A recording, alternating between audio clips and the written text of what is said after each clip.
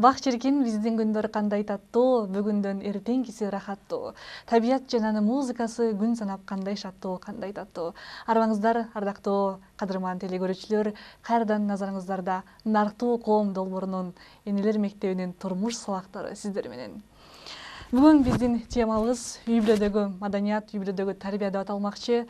Ал эми ушул жалпыбызга өзүнүн бир сабагын арнай турган Жусуп Баласаган атындагы Кыргыз Улуттук университетинин Кыргыз филология факультетинин педагогика илимдеринин кандидаты, доцент Зууракан Зарылбековна эжекебиз, ошондой эле биздин экспертибиз Чолпон Төмөнбаевна, ошондой эле Жусуп Баласаган атындагы Кыргыз Улуттук университетинин жалпы эле студенттери бүгүнкү сабагыбызды коштолмокчу. Анда эмесе эжеке баштадык.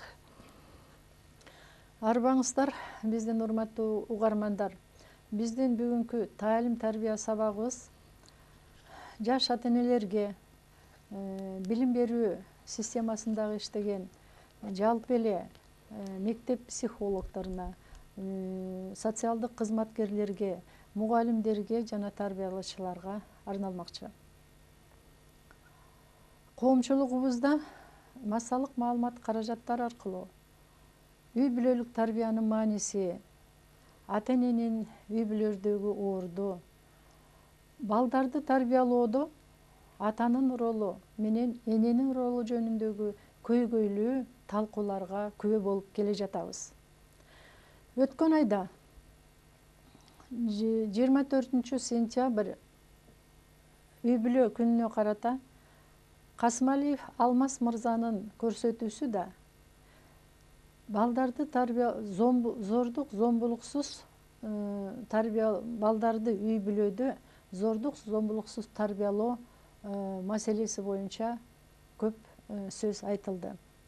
Биз энелер мектеби ошол көйгөйлүү маселени улай балдарды зордук зомбулук менен күчкө салып тарбиялоодо тийгизген кесепеттери жөнүндө сөз кылмакчыбыз. Эненин тилеги күчтүү, атанын билеги күчтүү дейт элибизде. Албетте, балдарды тарбиялоодо ата-эненин күчү, ата-эненин мээрими, ата-эненин ролу алмаштыргыс.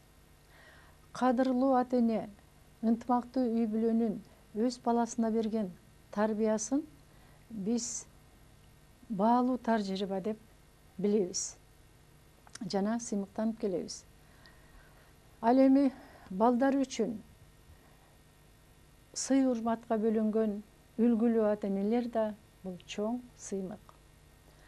Тарбия маселеси ары жооптуу, ары татаал процесс. Ал адамдын аң сезими, кулк мүнөзү жана тажрыйбасы менен, турмуштук тажрыйбасы менен байланыштуу. Көңүлүңүздөрдү бир мисалга буруп кетели. Мына кечээ эле жакында шаардык мектептин бирине жаш ата-эненин 1-класска барган баласы өзүнүн жүрүм туруму жагынан башкалардан айырмаланып, сабак убактысында мугалимге да, балдарга да өз тоскоол тийгизе баштайт. Мугалимдин атасына кайрылуусунда сиздин балаңыз психологко муктаж экен десе, атасы менин балам башка балдардан эмнеси менен кем? Мына ушул мектепте окуйт, ушул мектепти силер окутасыңар деп баласын калтырып кетет. Эртеси баласы атасынан таяк жеп мектепке көгөлө болуп келген бала эртеси күнү балдардын алдында өзүнүн башын ийип, балдардын атына басмырланып, өзүн кемсинтип кала берет. Мына ошентип бир айдан бери ошол мектеп атасынын зордук зомбулугуна чыдаган эне бала менен алек. Биздин көйгөйлүү маселебиз зордук зомбулук менен тарбиялоо дегенибиз бул баланы күчкө салып баш ийдирүү. Албетте, бул жаш атанын түшүнүгү боюнча мен баламды туура жолго салып, адептүүлүккө тарбиялап жатам деген ойдо. Биз ушул жаш ата-энеге, жаш атага эмне деп кеңеш бермекчибиз? Биринчиден, балаңызды тарбиялабай, өзүңүздү тарбиялаңыз. Анткени балаңыз өзүңүзгө окшош болот. Экинчиден, эгер бала уруп согуу жолу менен тарбиялана берсе, зордук, зомбулукту көрүп тарбиялана берсе, ал стресске, башкача айтканда, психикасынын бузулушуна жана жан дүйнөсүнүн жабырланган оорусуна чалдыгат. Мына азыр силерге стресске, депрессияга чалдыгуунун 2 себеби жөнүндө кыскача маалымат берип кетейин. Келиңиздер, стресске жана депрессияга чалдыгуунун 2 себебин карап көрөлү. Кайсы убакта балдарыбыз стресске дуушар болот? Биринчи себеби социалдык көйгөйлөргө туруштук бере албай. Мына турмуштагы социалдык көйгөйлөргө, үй бүлөдөгү көйгөйлөргө туруштук бере албай стресске чалдыгат. Жанагы эле айтып өткөн мисалдагы биздин жаш атабыздын тарбиясынан баласы күчкө салынып тарбияланып, күндө таяк жеп отуруп, мына стресске чалдыкты. 1-класстын окуучусу. Андан кийин үй бүлөнүн бузулушунан балдар стресске чалдыгат. Үй бүлө бузулганда атасы менен же энеси менен калат эмеспи бала. Ал башка балдарды, башка үй бүлөдөгү ата-эненин камкордугун, сүйүүсүн, мамилесин көрүп, ичи ачышып, бир эле жүрөгү баланын 2ге бөлүнөт. Менин мына ата-энем, мени атам моминтип таштап кетти. Мына ошол себептен стресске чалынат. Үй бүлөдөгү жаман жагдай, жагымдуу эмес жагдай, же атасынын аракка берилгендиги, же энесинин аракка берилгендиги, же болбосо бир ушул сыяктуу көйгөйлөр. Мынакей. Андан кийин ата бала ортосундагы пикир келишпестик. Муну биз инсан аралык пикир келишпестик деп коебуз. Инсан аралык пикир келишпестикте окутуучу менен студенттин, мугалим менен окуучунун, же болбосо үй бүлөдө ата бала ортосундагы пикир келишпестик, бири-бирин түшүнбөстүк. Мына ошонун негизинде дагы балдар стресске чалдыгат. Ал эми мектеп чөйрөсүндө болсо, мектептеги рекетчилик, мектептеги жолдошторунун бирин-бирин шылдыңдап, бирин-бирин басмырлап, бирин-бирин сабап, тоноп деген сыяктуу мына ушундай жат көрүнүштөрүбүздүн баарына биз күбө болуп келатабыз. Бул мына биринчи себеби социалдык көйгөйлөрдүн негизи. Экинчи себеби бул баланын ички жан дүйнөсүнүн алсыздыгы. Кандай түшүнсөк болот? Баланын ички жан дүйнөсүнүн алсыздыгына ким күнөөлүү? Албетте биз чоңдор. Биринчи ата-эне. Баягы эле. Себеби тарбия башаты ата-эне дейбиз да. Үй бүлөдөн башталат. Тарбия башаты үй бүлө, ата-эненин тарбиясынан башталат. Эмне үчүн ички жан дүйнөсүнүн алсыздыгынан балдар стресске чалдыгат? Кандай түшүнсөк болот?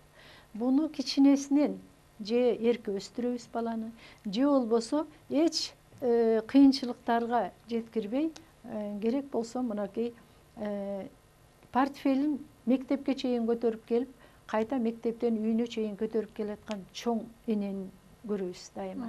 Ал эле жанында эле жолдошу болсо, өзү рюкзагын аркасына илип алып, өзү топоңдоп чуркап кирип, чуркап чыгып жүргөн балдар. Мына ушундай кичинекей кыйынчылыктарды балдарыбыз жеңе билбей чоңойгондо, бир дагы кыйынчылыкка туруштук бере албай, турмуштун чоң жолуна келгенде ал бала стресс алат.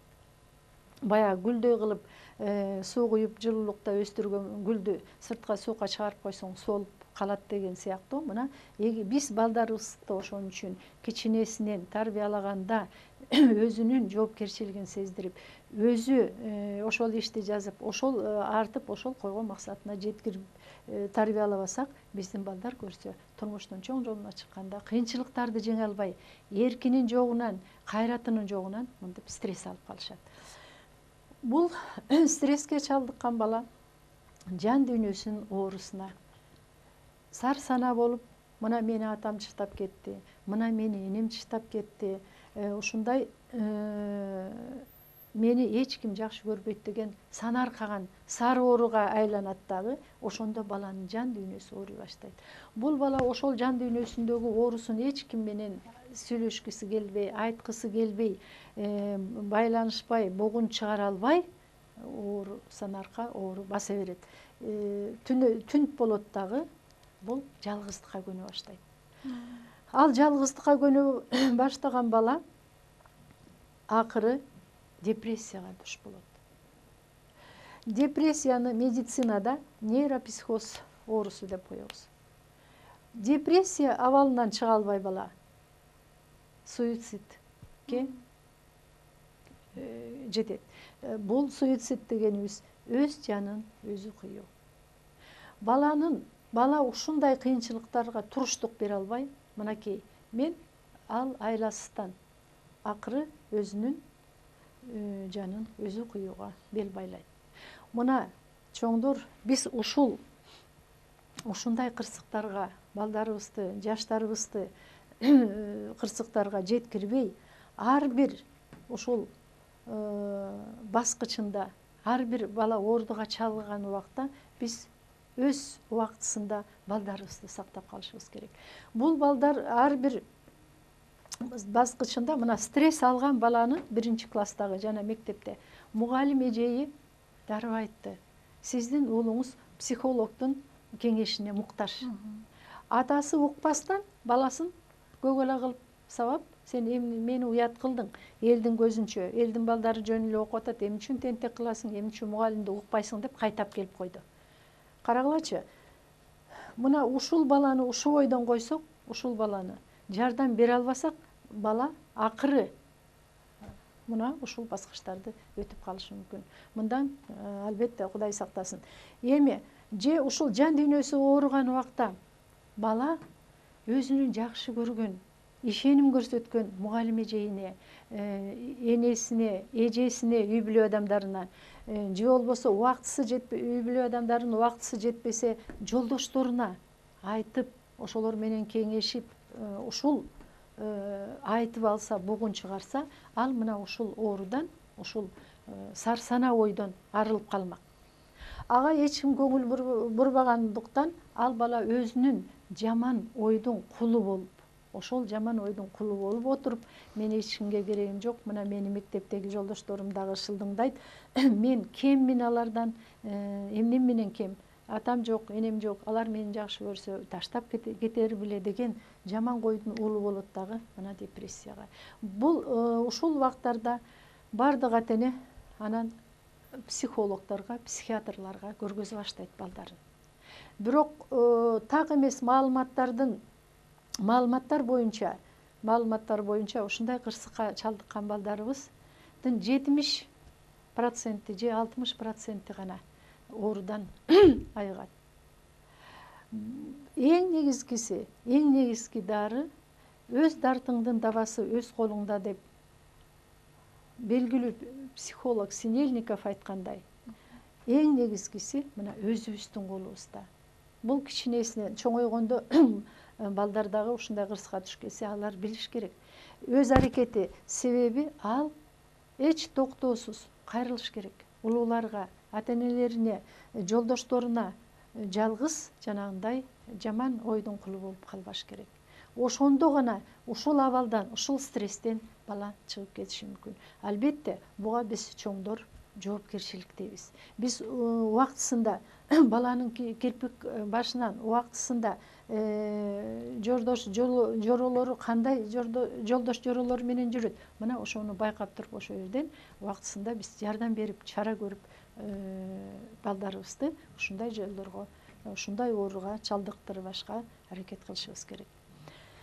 Эми жана айтып кеттим, мугалимдер же чоңдор балдарыбызды ушул жерден камкордук, сүйүү, сый, урмат, инсандык аброюн сыйлоо жана ишеним сөздөр менен. Ишеним сөз, биздин ата бабаларыбыз сөздүн кудурет күчүнө ишенип келген. Ишеним сөз дегенибиз ошол балага ишеним жараткан сөздү айтып, ишендирип, мисалы, жан дүйнөсү ооруп аткан балага, ey балам, сен азаматсың, бул ишти сен эле жасап бүтүрөсүң, же бул ишке сенин гана алың жетет, сенден мыкты адам чыгат, алдыга койгон максатыңды сен жеңе аласың.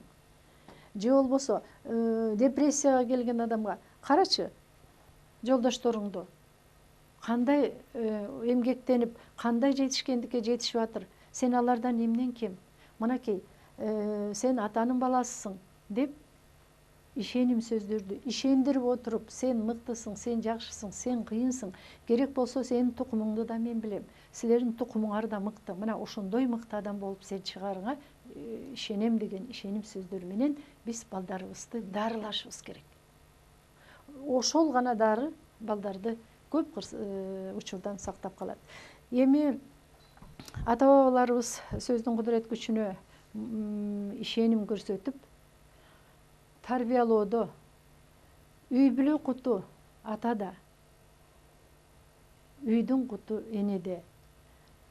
Уулдун жакшысы атанын даңкы, кыздын жакшысы эненин даңкы. Жакшы сөз жан эргитет, жаман сөз жан кейитет деп жаш муундарыбызды тарбиялап келе жатат. Таалим тарбия берүү процессинде жалаң эле ата мекендик психологдор, ата мекендик педагогдордун эле айтуусу эмес, башка чет өлкөлүк адистерин да айтуусунда балаң 5 жашка чыкканча ал сенин башкаруучуң. Бала эмне десе, силер ошону жасайсыңар. Ал эми 5 жаштан 10 жашка чыкканча, 10го чыкканча ал сенин кулуң. Силер эмне десеңер, балаңар ошону аткарат. 10 жаштан 15 жашка чыкканча ал сенин көчүрмөң. Ал эми же досуң, же касың болуш. Бул 15 жаштан өйдө ошол сен тарбиялаткан балаң же досуң, же касың болуп калышы. Ал сенин тарбия берүүңдө. Мына элде ушундай накыл сөздөр бар.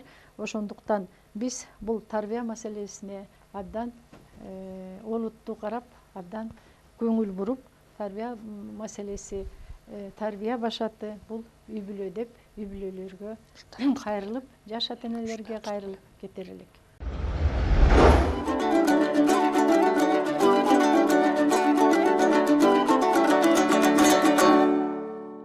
Келечектеги кесибелерине, болочоктогу мээримдүү, мыкты аял заттарына, деги эле энелерге сонун бир сабак болуп жатат. Суракан эже, эми кезекти да ушул кыздардын суроолоруна берели. Кандай суроолоруңар бар болду экен бүгүнкү сабак боюнча?